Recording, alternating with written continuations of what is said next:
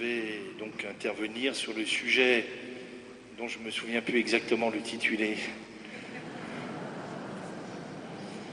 Mais je crois que j'en ai capté l'esprit qui m'a été proposé. Et donc, j'espère que mes propos vous seront utiles. Je ne sais pas si je vais vous apprendre grand-chose, mais j'espère que ça vous sera utile.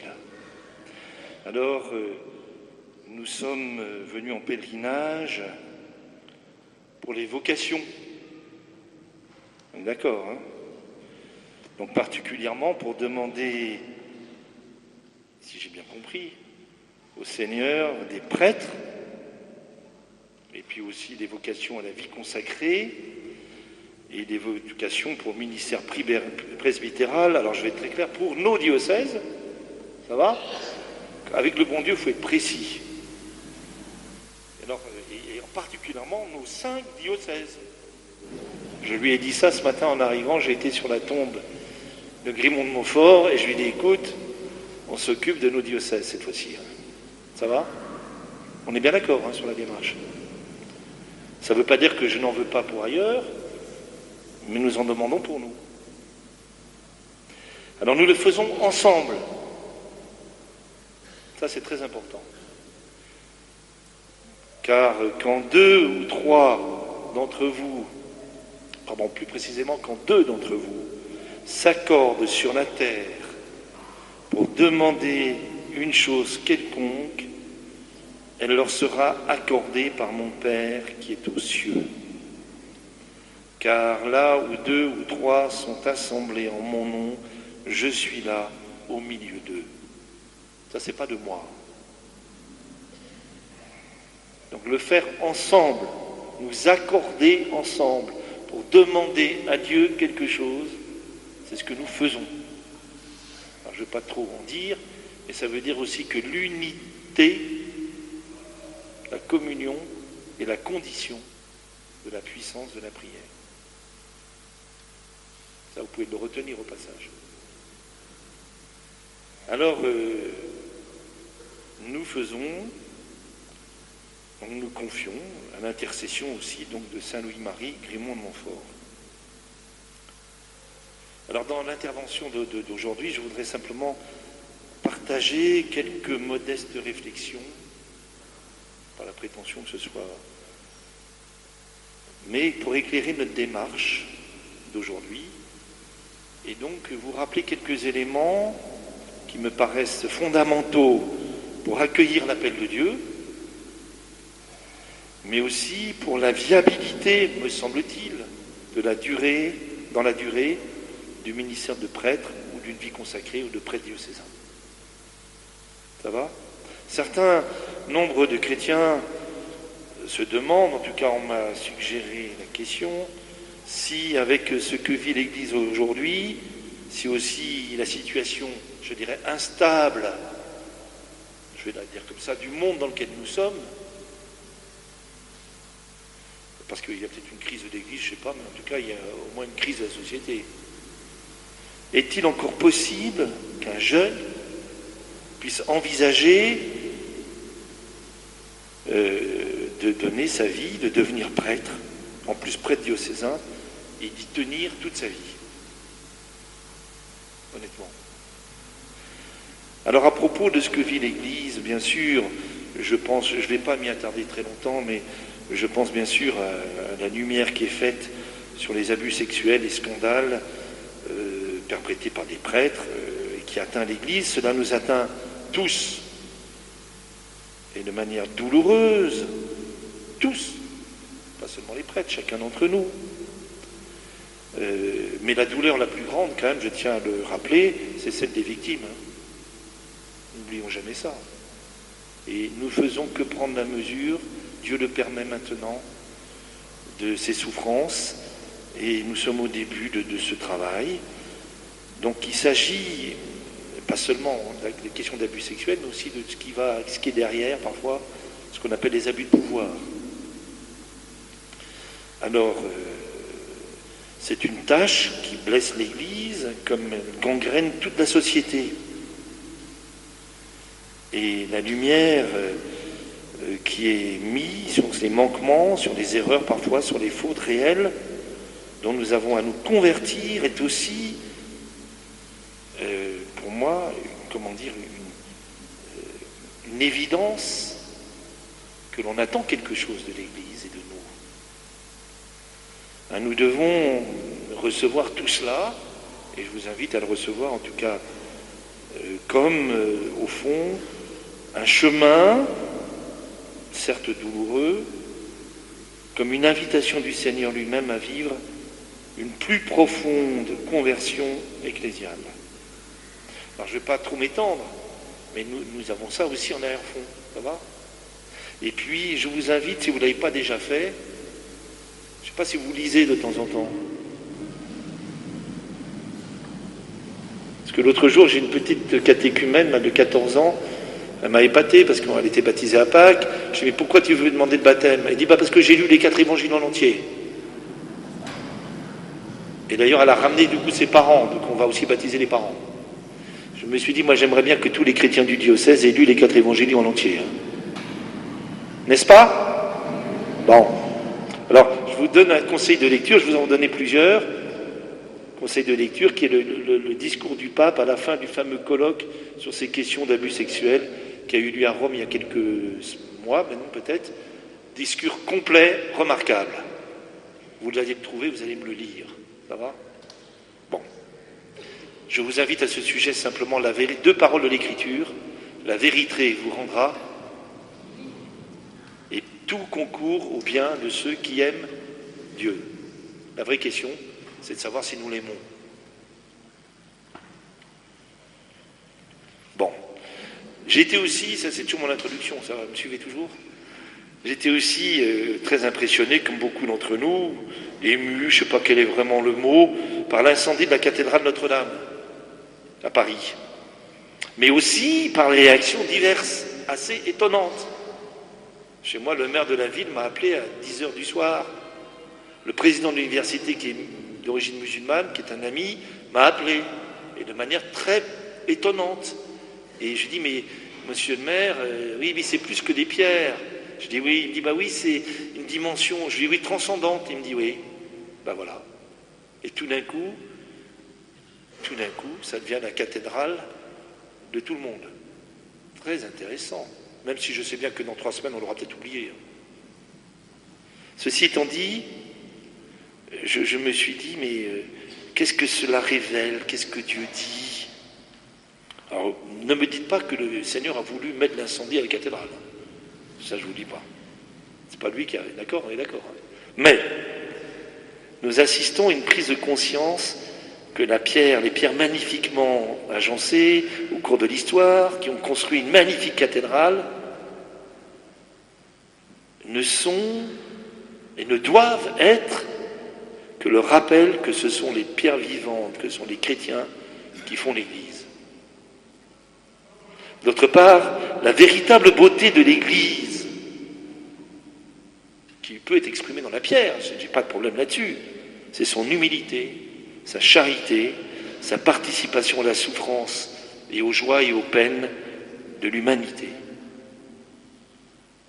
Alors la cathédrale Notre-Dame, blessée, abîmée par l'incendie, est un appel à travailler pas seulement à sa reconstruction, je suis pour, c'est pas de sujet, mais à la nouvelle vitalité de l'Église. Et sa véritable beauté, c'est l'accueil de l'amour infini de Dieu qui se révèle dans l'extrême de l'amour qui est la croix du Christ, sa mort et sa résurrection. Et j'ai été frappé que dans la cathédrale, là, je ne sais pas si vous avez vu, quand on a vu les images de l'état des lieux, en plein milieu de la cathédrale, il y a, qui reste intacte, la croix lumineuse, là. J'avoue que j'aimais beaucoup la cathédrale, mais il y avait une chose que j'intégrais pas dans la cathédrale, c'est cette croix lumineuse pendant des années. Et ce jour-là, j'ai compris pourquoi elle était là. Puis alors, l'autre chose qui était intacte, vous avez vu, non ? C'est la statue de la Vierge Marie. Bon, vous en tirez les leçons que vous voulez. Ça va ? Ayons les yeux dans la bonne direction. N'est-ce pas ? Soyons chrétiens, autrement dit. Pas seulement culturellement chrétiens, soyons chrétiens. Bon, ça c'était l'introduction. Alors sur la question de la vocation, je voudrais simplement revenir à l'écriture un tout petit peu. J'ai 3 chapitres. Le premier, mais pour vous rappeler quand même. Et puis c'est bien de lire l'écriture.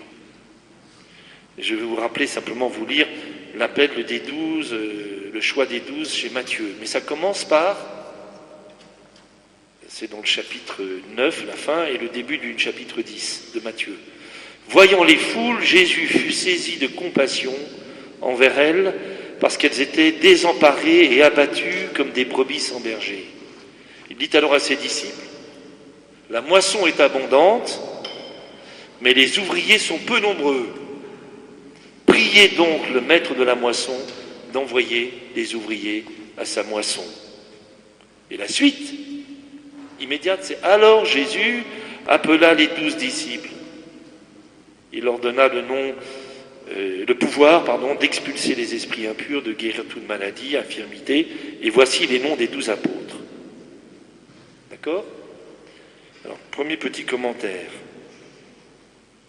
Tout commence par Jésus fut saisi de compassion. Tout s'origine dans ce saisissement du Seigneur face aux foules. Donc il ne s'agit pas d'abord de recrutement personnel pour l'organisation du système, du service religieux. Autrement dit, nous ne sommes pas le service public du religieux. Je ne suis pas le préfet pour les cathos de la Sarthe. Il ne s'agit pas de recrutement de personnel pour un système, je ne suis pas les PTT. Service public. D'où s'origine, il fut saisi de compassion par les foules, par leur détresse. Ça va ? Donc,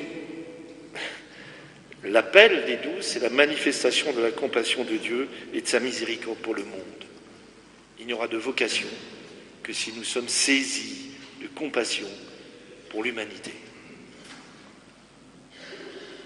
Nous-mêmes. L'autre chose, c'est que, et donc la premier propos de Jésus, donc c'est la moisson est abondante. Vous voyez, c'est pas nouveau, hein. Et les ouvriers sont peu nombreux, c'est pas nouveau non plus. Déjà pour Jésus, la mission est surabondante et les ouvriers sont peu nombreux. Moi, j'ai bien peur que ça sera comme ça jusqu'à la fin des temps. Si ça peut vous rassurer. D'autre part, on pourrait s'attendre, une fois qu'il a dit les ouvriers sont peu nombreux, on pourrait s'attendre, faisons une campagne de recrutement. Non ? Parfois, je vous fais la caricature, mais parfois, j'ai vu qu'il y avait des tendances comme ça. Il faut du personnel. Alors, ça donne des choses assez étonnantes. Vous avez bien, il n'y a pas de prêtre, il est mort, il est mort. Vous avez bien trouvé un diacre pour le remplacer. Alors, vous savez, la confusion sur ce qu'est le diaconat, ça n'a rien à voir avec le remplacement des prêtres. Vous savez, j'aurais 100 prêtres de plus au Mans, j'en donnerais autant de diacres, il en faudrait quand même.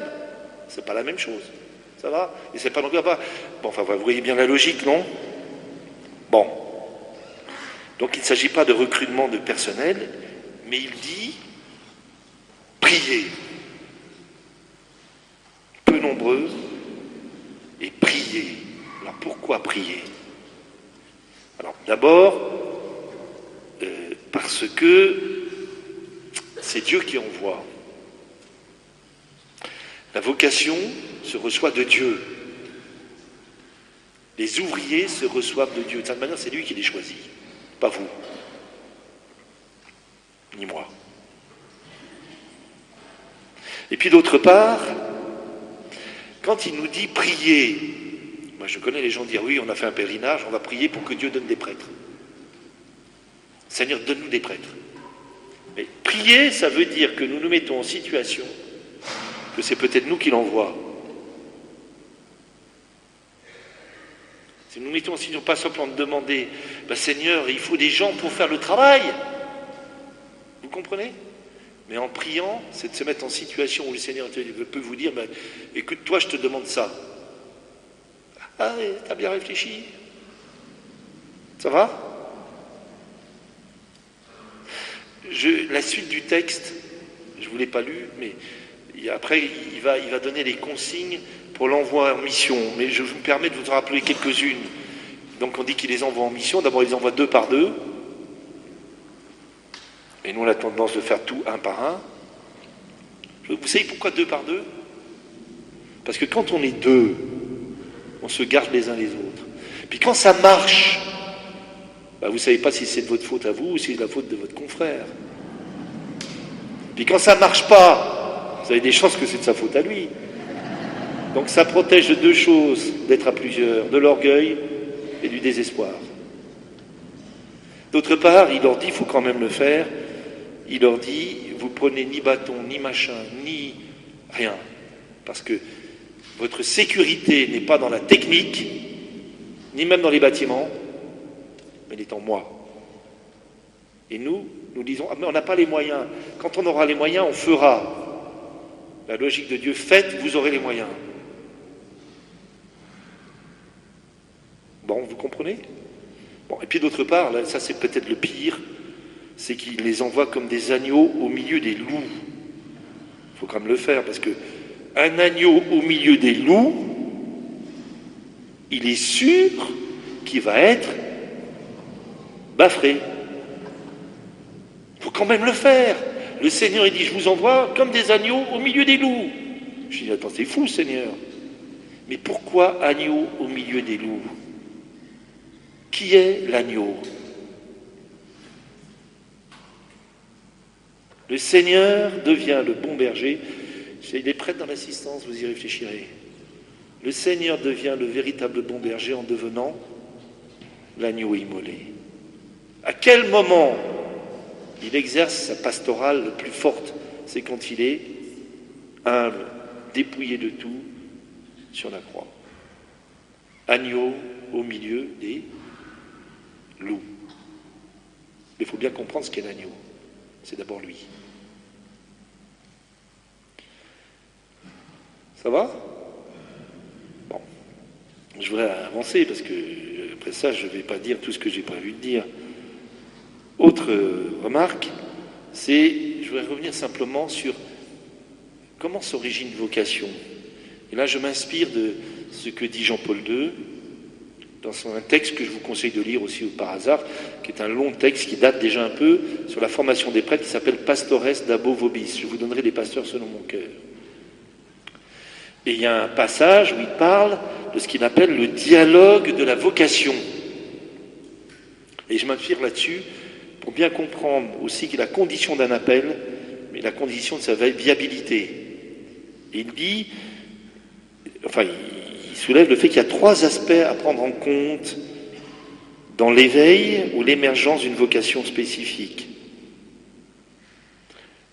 Il dit l'histoire, je vous le cite, de toute vocation sacerdotale, comme d'ailleurs de toute vocation chrétienne, est l'histoire d'un ineffable dialogue entre Dieu et l'homme, entre l'amour de Dieu et la liberté de l'homme, qui dans l'amour répond à Dieu. En fait, il dit, il y a 3 dimensions, je le fais de manière pédagogique. La première, c'est que Dieu est libre. Vous le saviez, ça? C'est-à-dire que c'est Dieu qui appelle. L'initiative vient de lui. Dans l'évangile de Marc, que je n'ai pas lu là, pour l'appel des 12, après qu'il ait prié toute la nuit, il descend, il dit, Jésus gravit la montagne, il appela à lui ceux qu'il voulait. Et la suite, ce sera, et ils vinrent à lui. Il appela à lui ceux qu'il voulait, c'est-à-dire ceux que lui voulait. Est-ce que nous croyons d'abord que Dieu lui-même peut intervenir dans la vie d'une personne? Est-ce que nous croyons que Dieu peut proposer un chemin particulier à quelqu'un, et même à vous, et même à moi. Bien sûr,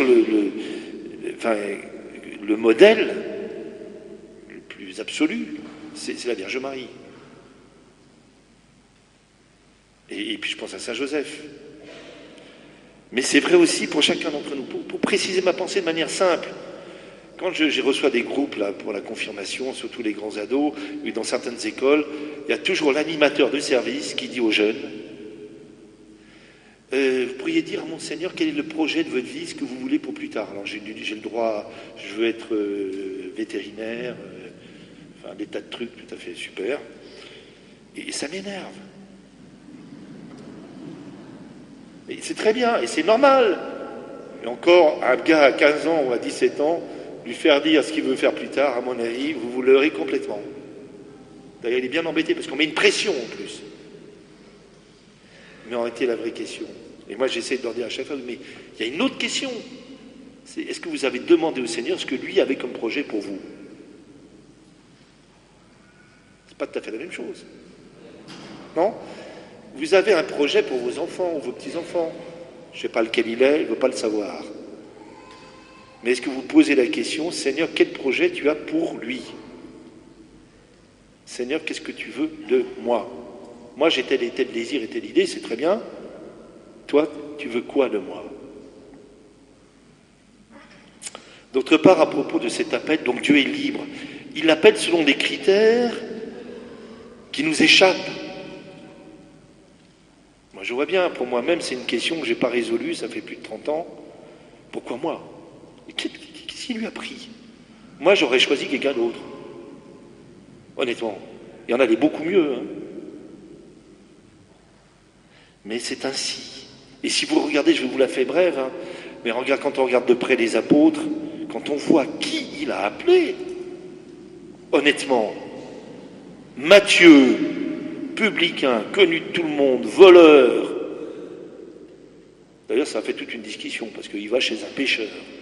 Imaginez qu'on aille choisir comme prêtre pour votre paroisse l'ancien collaborateur avec les ennemis d'en face. Non? Bon. Saint Paul, vous savez, ses premiers rapports avec les chrétiens, ça s'est mal passé. Persécuteur. D'ailleurs, on voit bien, quand les fameux épisodes avec Saint Paul, quand Ananie, là, vous vous souvenez de ça dans les Actes des Apôtres, Ananie va dire à Ananie, qui est le chef de la communauté chrétienne locale, qui va dire, écoute, tu vas aller dans telle rue, à tel endroit, il y a un gars qui s'appelle Paul, tu vas prier pour lui pour qu'il retrouve la vue, tu vas le baptiser. Ananie dit, non, pas celui-là. Hein. J'ai entendu parler de lui, c'est pas lui, hein, tu t'es trompé. Qu'est-ce que lui dit le Seigneur à Ananie? Tu fais ce que je te demande. Moi, je l'ai choisi et je lui enseignerai ce qu'il devra souffrir pour annoncer l'Évangile. Donc le Seigneur prend des critères qui nous échappent.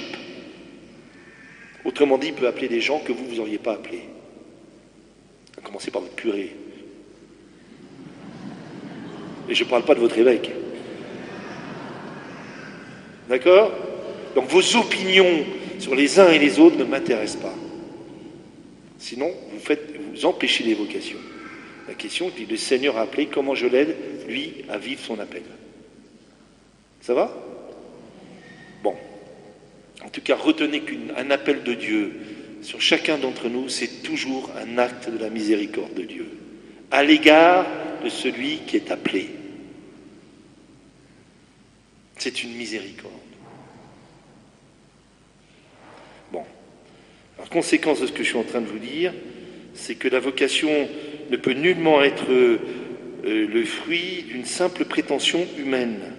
Elle ne peut pas être remplacée par aucune décision humaine.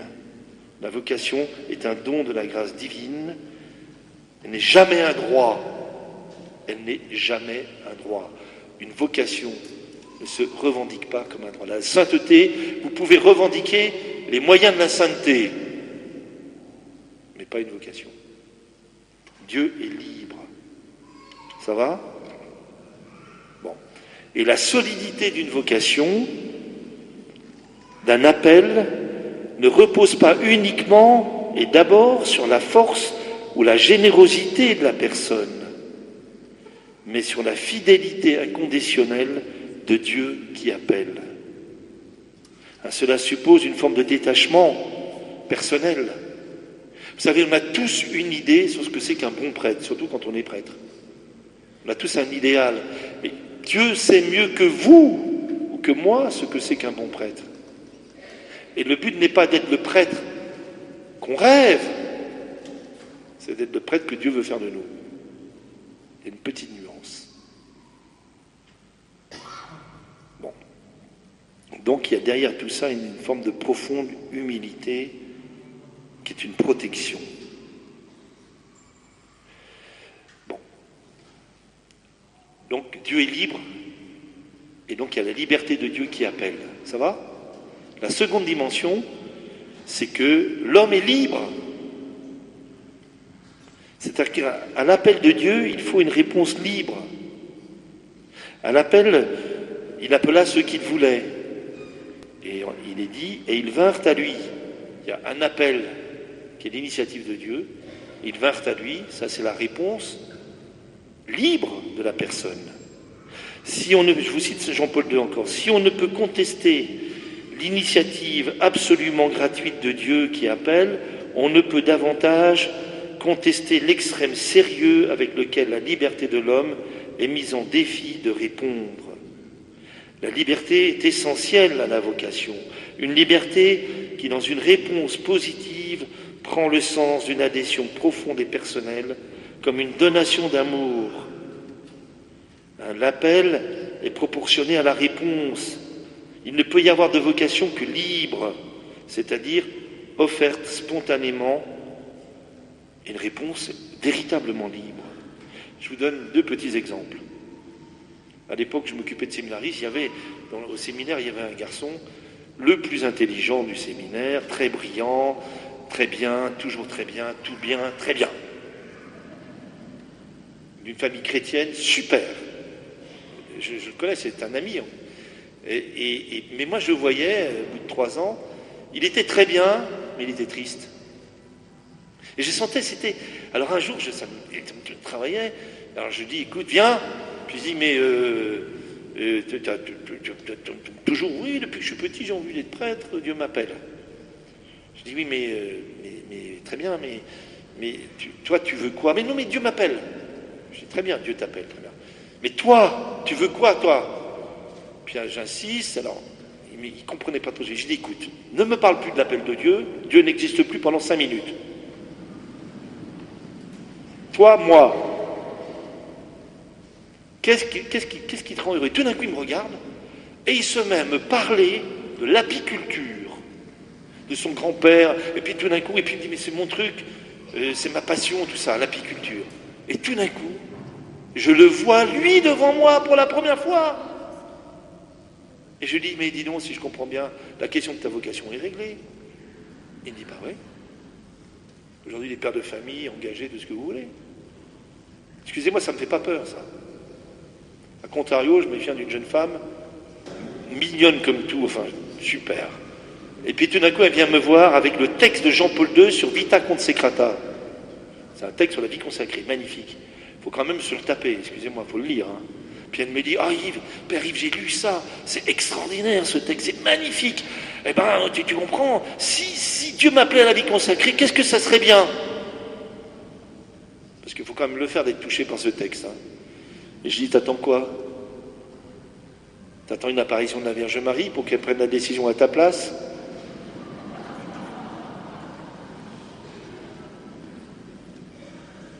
Ça va? Aujourd'hui, elle est religieuse, je ne vous dirai pas où, elle est preuve qui parle. D'accord? 2 libertés.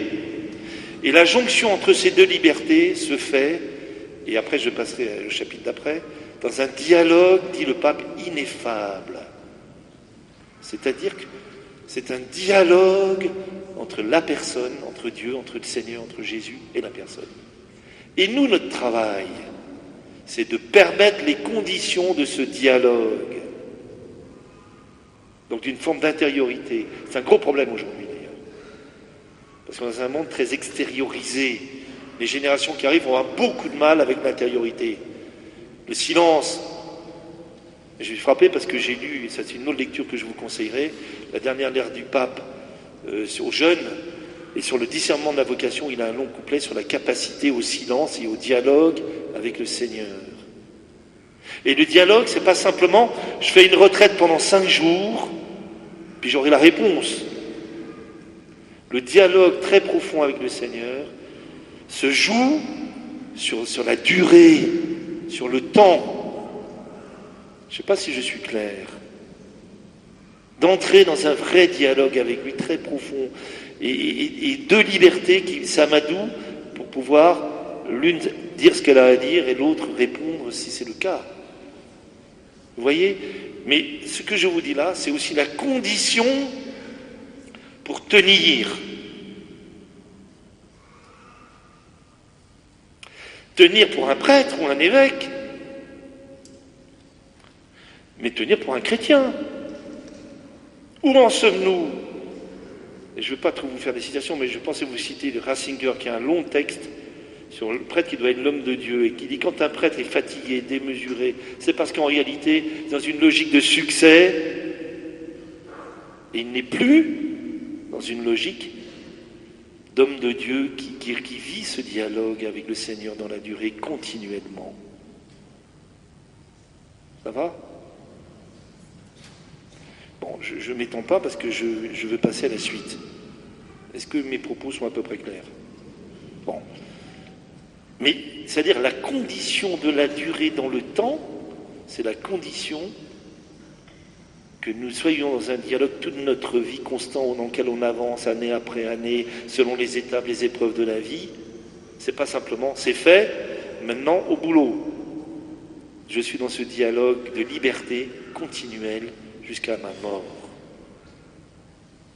Comment nous permettons cela? Comment nous prenons les moyens de cela? Ça va? Je voulais aborder autre chose sur les conditions d'une réponse à l'appel de Dieu, mais surtout de sa viabilité, et cela dans la durée. Alors je voudrais partager quelques réflexions très, très simples, mais qui me paraissent à mon avis, pour moi, nécessaires et viables. D'abord, pour qu'il y ait des prêtres, il faut qu'il y ait des chrétiens. On est d'accord? Donc autrement dit, pour la faire un peu rapide, il n'y a pas de crise des vocations. Il peut y avoir une crise de la vie chrétienne. Et d'autre part, vous savez, excusez-moi, mais ce matin, en y pensant à vous, j'ai pensé ça, c'est pas les prêtres qui engendrent les chrétiens. Du moins pas tout de suite. C'est les chrétiens qui engendrent les prêtres. Non? Nous on me dit, vous allez bien me mettre un curé là-bas, puis comme ça, il y aura peut-être des petits chrétiens. Non, non. S'il y a des chrétiens, Dieu pourra peut-être appeler des gens parmi ses disciples. Vous voyez un peu la nuance? Donc avant qu'il y ait des vocations sacerdotales ou à la vie consacrée, il faut qu'il y ait des communautés chrétiennes vivantes traversées d'un véritable désir de sainteté, de charité missionnaire. Je vous rapporte un exemple. Un jour, je reçois au Mans, il y a quelques années, le maire d'une petite ville de la Sarthe, je ne dirai pas laquelle, qui vient me voir avec le président du comité des fêtes. Et il me dit, Monseigneur, dans le village d'à côté, la petite ville d'à côté, il y a un prêtre. Mais chez nous, il n'y en a pas. Vous allez bien nous en trouver un, s'il vous plaît. Il m'en faut un. Alors je devais être fatigué, et moi quand je suis fatigué, je me révèle, mais sinon je... Puis j'étais un peu fatigué, je dis, mais monsieur le maire, j'ai une question à vous poser. Vous êtes chrétien? Ah oui, mais je suis chrétien, mais enfin pas pratiquant. J'ai dit, c'est vraiment pas de ma faute. Mais j'ai dit, mais vous allez à la messe le dimanche? Il me dit, non, mais je suis chrétien, mais je ne vais pas à la messe du dimanche. J'ai dit, écoutez, monsieur le maire, vous retournez à la messe tous les dimanches pendant 7 ans. Je vous promets, je vous donne un prêtre. Elle me dit, ah, mais je n'avais pas vu ça. Je dis, parce qu'il faut d'abord des chrétiens. Non, vous comprenez? Puis alors, je dis au président du comité des fêtes, mais vous venez me voir, mais vous voulez un prêtre pourquoi? Et il me répond, pour la messe de Saint-Hubert.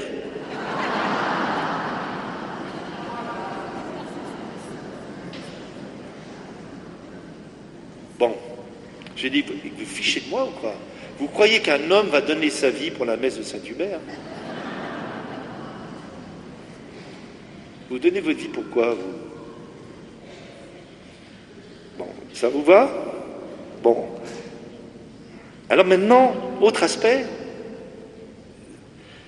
Tous, nous sommes appelés à la radicalité de l'exigence évangélique. C'est la condition, il faut des chrétiens, mais tous, c'est la condition de la viabilité des vocations. C'est-à-dire qu'il nous faut prendre au sérieux le fameux appel universel à la sainteté du Concile Vatican II, qui est au cœur du texte du Concile de Lumen Gentium. Je fais de l'appel à la plénitude de la vie chrétienne, à la perfection de la charité, s'adresse à tous ceux qui croient au Christ, quel que soit leur état ou leur rang. Ou alors pour le dire autrement, mais c'est une formule rapide, c'est Jean-Paul II qui disait que demander à un catéchumène « veux-tu être baptisé ?» équivaut à lui demander « veux-tu être saint ?»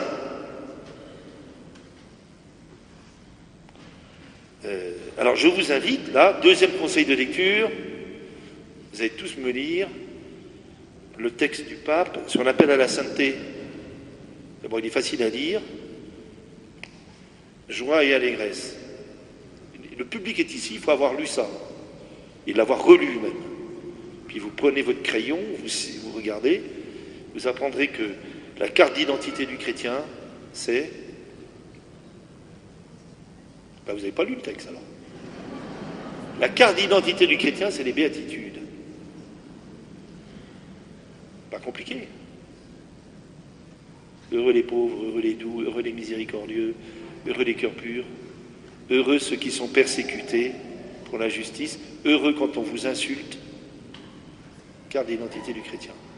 C'est ça, le chemin de la sainteté, c'est ça, c'est pas compliqué. Bon.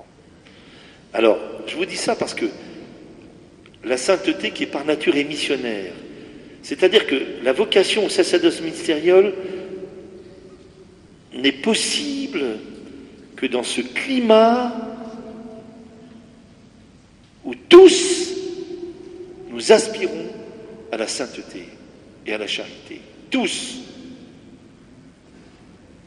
Où ça traverse notre cœur. C'est la condition. Et le pape Jean-Paul disait, il ne suffit pas de renouveler les méthodes ou l'organisation, mais il faut susciter un nouvel élan de sainteté.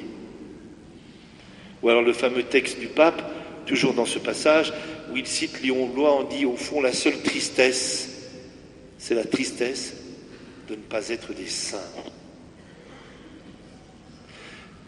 Êtes-vous triste de ne pas être encore saint? Ça, c'est la condition de la viabilité des autres vocations. Ça va? Autre remarque, c'est dans la même logique, un prêtre, alors écoutez bien, ne peut pas être seul. Alors ça veut dire au moins deux choses. L'un des enjeux de l'avenir, ça sera pour le ministère des prêtres, ça, ne pas être seul. Vous savez que beaucoup aujourd'hui s'interrogent, est-ce qu'un appel à être prêtre, si c'est pour se retrouver tout seul dans mon presbytère, à dire la messe pour 3 dames, excusez-moi pour les dames, non mais excusez-moi, et puis surtout si je viens pas, il y a une pétition parce qu'il n'y a plus la messe, ça c'est un coup à faire une déprime. Donc la condition, c'est la vie fraternelle, bien entendu, entre prêtres, mais pas seulement. On a parfois l'image du prêtre des diocèses qui est de ce type. Alors il faut reconnaître que parfois aussi les prêtres, excusez-moi, nous ne sommes pas toujours très cohérents, parce que nous voulons la vie fraternelle, mais la condition d'être indépendant. Vous savez, c'est comme j'ai un ami, vous l'appliquerez à d'autres réalités. J'avais un ami qui voulait être ermite. C'est un ami, il est prêtre, il veut être ermite depuis des années. Ça fait 60 ans qu'il veut être ermite. mais à la condition qu'il y ait le téléphone, une dame pour faire la cuisine et quelqu'un pour cirer ses pompes. Je dis en fait, tu veux une vie pépère, tu veux pas une vie d'ermite. Mais il y a un enjeu majeur. Et cet être ensemble se joue souvent sur ce qu'on appelle la complémentarité des vocations.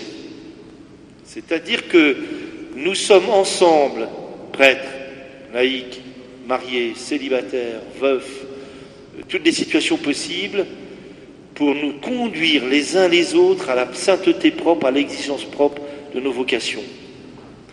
Et là, ça doit être dans le concret. Et je me permets de vous citer, vous comprendrez ce que je veux dire. Un passage du pape François que j'ai lu dans sa dernière lettre aux jeunes, il dit ceci. Quand vous voyez un prêtre en danger, parce qu'il a perdu la joie de son ministère, parce qu'il cherche des compensations affectives ou qu'il est en train de perdre le cap, ayez le courage de lui rappeler son engagement envers Dieu et avec son peuple. Annoncez-lui vous-même l'évangile. Ça va ? Mais nous devons, comment dire, être les gardiens, les stimulants les uns des autres et dans le concret. Je me permets de citer ce que j'ai dit à la messe Christmas chez moi. Un père de famille est en droit, ou une mère de famille, de dire à un prêtre, est-ce que tu pries encore ? Un père de famille est autorisé à dire, un curé, un prêtre est autorisé à dire à un père de famille, prends-tu assez de temps pour tes enfants ? Ça va ? Moi, je me souviens, dans ma propre vie, deux petits exemples très concrets. J'étais jeune prêtre, et puis j'étais confronté, mais je ne m'en rendais pas vraiment compte, tout en me rendant compte, tout en ne me rendant pas compte, tout en me rendant compte. D'accord ? Et il y avait une jeune femme dont je m'occupais, qui était très fragile, mais qui appelait tout le temps, et je voyais bien, et en même temps, je dis, il faut que je la sauve. Et je me suis rendu dans la voiture, un de mes amis, père de famille, me dit, il m'a dit, Yves, je ne veux pas te blesser, mais moi, à ta place, je ferai attention avec mademoiselle Intel. J'étais vexé, j'ai fait la gueule pendant une semaine, puis je me dis, eh ben ça c'est un frère. D'accord ? Mais je rentre le soir, je travaillais, c'est quand j'étais à Paris, le soir je collaborais avec un laïc, père de famille remarquable, je rentre le soir à 11h du soir chez moi, et je le trouve dans son bureau en train d'organiser des trucs à 11h du soir. Je savais qu'il y avait les ados à la maison en pleine crise, parce que c'est un ami, un frère.